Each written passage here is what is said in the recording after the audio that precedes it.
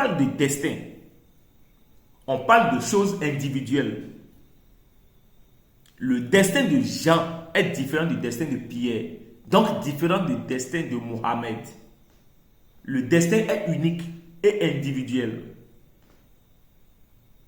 Mais pour la plupart du temps, tous les peuples du monde entier ont toujours rêvé du bonheur, de ce qui est extraordinaire, en ignorant que non, ils ont leur propre programme. Vous avez votre programme, moi aussi j'ai mon programme. Un programme que je me dois de respecter et de suivre à la lettre. C'est ça qu'on appelle programme. Non, je ne suis pas prêt, je ne peux pas supporter. Non, mon papa ne peut pas l'entendre, maman ne peut pas l'entendre. Mais comment? Je veux voyager, je veux faire ci. Non. Avortement oblige. Non. La solution n'est pas toujours d'avorter. Pourquoi avorter? Tu ignores une chose. Quand tu prends 10 hommes, il y en a 6 qui ont commencé par trouver des changements dans leur vie à partir du moment où ils ont accepté, commencé par se caser. Ils ont accepté. Ils ont commencé par accepter garder femmes dans leur case comme ça, dans leur chambre comme ça. Beaucoup d'hommes, bon nombre de personnes ont commencé par trouver changement dans leur vie, tout simplement parce qu'ils ont accepté les grossesses. Et toi, qu'est-ce que tu fous? Tu es en train de chercher le bonheur. Tu es en train de chercher des portes de sortie. Et grossesse tombe dedans, tu dis non, je ne suis pas prêt. Il faut que j'avorte. Mais c'est dangereux. Qu'est-ce que tu fais dire que cet enfant-là, qui est en train de venir dans ce monde-ci, il suffit seulement que cet enfant pousse un cri de détresse pour dire non! C'est fini. Les souffrances sont terminées. Les douleurs sont terminées. L'équilibre s'installe.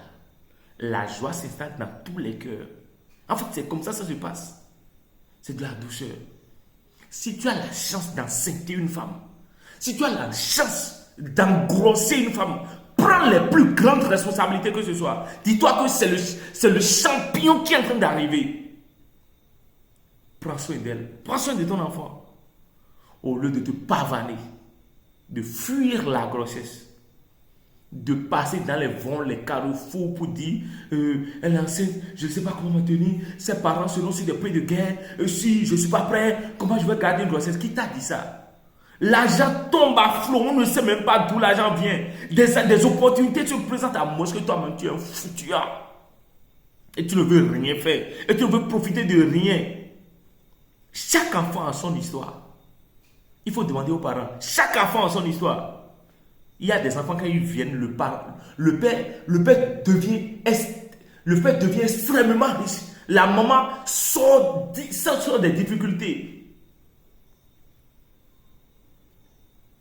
A-t-elle enseigné que? Et même ils se demandent, mais comment est-ce que ça peut être possible?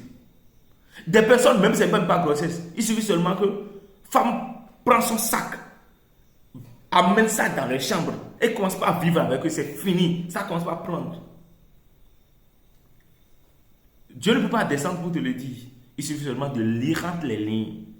Femme, quand je te donne de l'argent, je rentre chez moi, je gagne 2 fois ce que je te donne. Toi, tu es une vraie femme, ça. Quand je couche avec toi, entre griffes, et que quand je rentre chez moi, c'est que ça va, tout va bien. Ça, c'est femme, ça. Il faut commencer par faire attention à cette personne.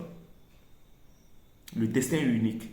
Il ne faut plus fuir les grossesses. L'avortement n'est pas la solution. S'il vient, il ne peut pas manger du sable. Au contraire, il va vous débloquer, toi et maman. Le cri de détresse, ça alerte les génies à vous écouter, à vous entendre. C'est tout simplement non. Ça, c'est le cri de détresse de l'enfant. Non. Non. Ça, c'est minona. Non. L'enfant fait appel à la reine-mère pour vous écouter. L'avortement n'est pas la solution. Ne fuis plus les grossesses, mon frère. Courage. Bye.